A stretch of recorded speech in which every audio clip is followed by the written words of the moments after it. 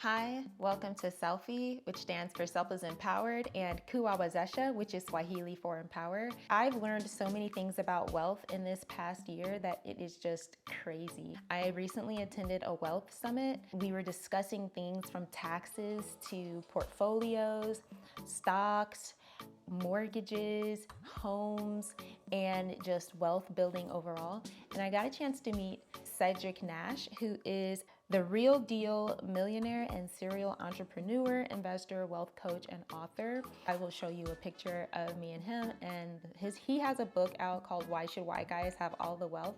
And when I tell you I bought that book so fast, I really bought that book so fast because being in the room with so many different people was just fundamentally important, and it was really life-changing.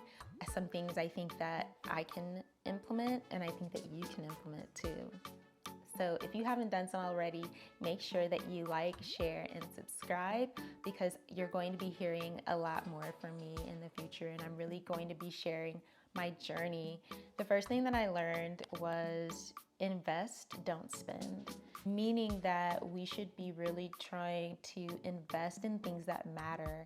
And a lot of people don't actually understand what an asset is versus just regular income. And Cedric did a really good job of just sharing what that means. Assets equal wealth. Income is not necessarily wealth, which is something I thought was just phenomenal to point out. And then on top of that, just going into the different types of assets. So homes, businesses, stocks, mutual funds, NFTs, jewelry, anything that you own that has any type of value to it, cash. I know a lot of you call me cash. You want to make sure that you are investing in wealth and that you have multiple streams of income. So it is so important that you do that, is what I'm learning, and I am going to be doing that myself. I thought that I was good. I thought that just having one job and income was gonna cut it, and I quickly realized that there's more to life than just, working at one place. So there's that. The next thing is start your taxes early. The wealth summit that I went to, there was a panel of speakers from a tax specialist. A Black man owns a tax company, then also a mortgage and real estate businesswoman, and then an investment banker, and then a Cedric Nash, the wealth coach. So the next thing was get started on taxes early. Like, you cannot wait until tax season. Like, taxes should be throughout the season, and we should be tracking our finances and what we're spending on, like our expenses and our finances, what we're bringing in as well as what we're putting out, and actually attaching those to a purpose or a value so that when we take it to our tax specialist, they can actually tell us how much money we can get back in taxes. And they know the different laws that we're entitled to that we may not know because we're not accountants. I am not an accountant. I don't want to be an accountant, but I know I need a really, really good accountant to ensure that I am documenting my income properly and documenting all of my expenses properly as well. So taxes was a really big thing that I learned about, and just like starting it. A lot of the older people in the room, they talked a lot about estate planning, and estates, you guys, are actually really important because they get people prepared for if something should happen to you in your life, right? So I actually know someone from my school who has an estate planning business, and he's very passionate about it. And I would always see him post about it on LinkedIn and different places, and I didn't really know what that was and why such a young guy was talking about estates. But Estate planning is actually really important, and it's all part of wealth. When you retire and you get old and you may or may not be able to work, you want to make sure that you have an estate, something that you can pull from and your family can pull from as well, especially if something happens to you. So, and wills, a will was another big thing. You or your elders can actually say what you want and what will happen with your assets should something happen to you or should something happen to your parents and stuff. And honestly, when I think about wills, I think about like Lifetime movies where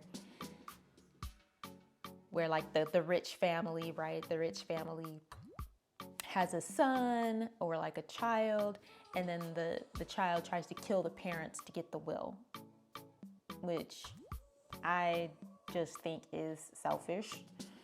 Either way, that's kind of what I thought about wills, but wills are actually very powerful. Also, Babs. If you guys have seen that movie Babs with Halle Berry, Babs was another one where the two young ladies, they actually got part of that got older guy's will. So that was a kind of another way that I was exposed to wills. But just being in the room with so many seasoned professionals and people who've been doing this for a long time was absolutely fundamental and life-changing. Like, my life will never be the same. And I am currently building up and planning out ways that I can have each of these types of income so that I am set for life. And I want you to have that too.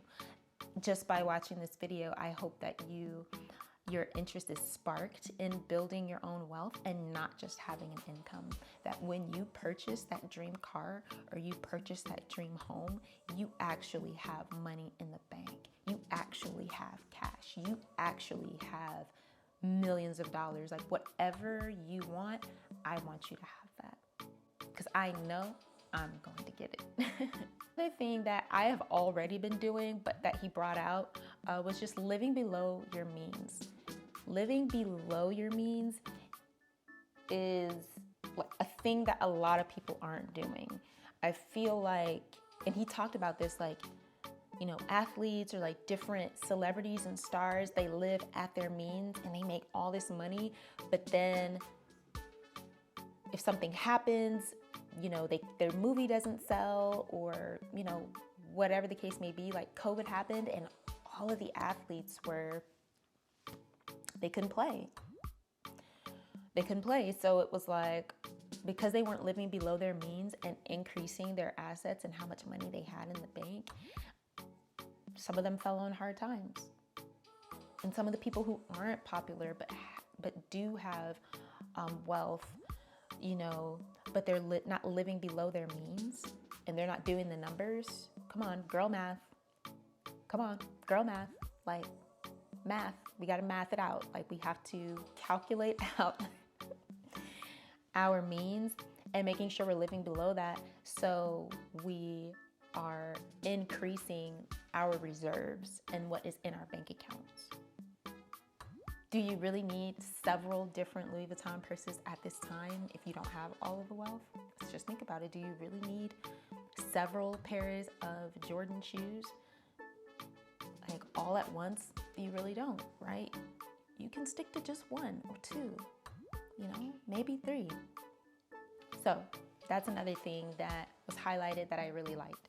The last thing is, and that this is really a part of why I started SELFi, is rewarding yourself. Like, having a reward system that you can fall back on, that you've met your wealth goal, short term, medium term, and long term, that you can reward yourself along the way, because that's a part of self-care and that's a part of self-empowerment and wellness, is that you're taking care of yourself. You are rewarding yourself and showing love to yourself just by doing that. So having that reward system is really key, and you're not just spending and just going off of your emotions, right? Because sometimes we go off of our emotions. And as I'm reading this book, I might even just do like chapter by chapter or section by section and share it with you all and what I'm learning. Having a reward system, meaning that you do not spend on yourself until you have met your goal. So it's not to say you're never spending, you're never going to the places that you like to, you're never treating yourself. It just means that you are rewarding yourself and you are attaching a purpose to that reward, right? You are attaching a goal that has been achieved, an accomplishment, goal, a standard, something that's been met, that you've achieved, and then you spend on yourself. So that is pretty much what I've learned. And this is a wealth talk. So wealth talks from me. I really hope that you enjoyed this talk because I know I did. A call to action for you is make sure that you are living below your means. You're investing and not just spending. You're starting tax season early and getting with a tax professional that you can trust to do your taxes, and then rewarding yourself. Do not forget to reward yourself, but attach a goal or an accomplishment with it. These things are going to help you so much as you start your wealth journey. If you haven't already, you might be watching this and you already have a couple of assets and you already have stocks and you already have bonds and you already have these things, but some of us don't, right? Some of us do not. So yeah, I was just absolutely blessed to have that experience, and it was very life transforming and just transformational. So yeah, and it took place in Oakland, California. So right here in the Bay Area. Stay tuned for my Bay Area talks. I'm gonna be talking about being a Black girl in the Bay Area and just my experience and what I've experienced and seen just as a woman of color and as a person of color. So thanks so much for watching. And if you haven't done so already, please subscribe. Please share this with a friend who you think could use some wealth advice. And let me know in the comments below if this has been helpful to you, what kind of assets you think are good to invest in, and how you're starting your wealth journey and how you're doing. Awesome. Well, thanks. Have a blessed day.